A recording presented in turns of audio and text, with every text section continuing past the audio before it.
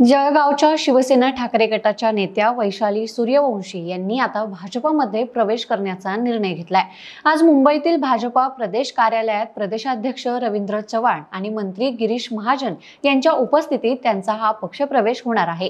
वैशाली सूर्यवंशी या शिवसेनेचे दिवंगत माजी आमदार आर.ओ. पाटील यांच्या कन्या असून शिवसेना शिंदे गटाचे विद्यमान आमदार किशोर पाटील यांच्या भगिनी आहेत। यामुळे त्यांच्या भाजपा प्रवेशाला विशेष महत्त्व प्राप्त झाले।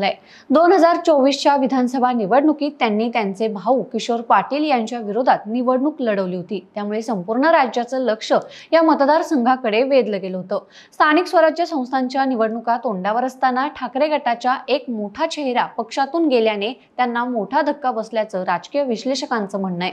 वैशाली सूर्यवंशी यांच्या प्रवेशामुळे भाजपाला पाचोरा भडगाव मतदारसंघात अधिक बळ मिळण्याची शक्यता आहे। या प्रवेशानंतर आता पाचोरा भडगावात भाजपाची ताकद अधिक वाढेल आणि स्थानिक पातळीवरील राजकारण अधिक गतिमान होईल असं मानलं जातंय।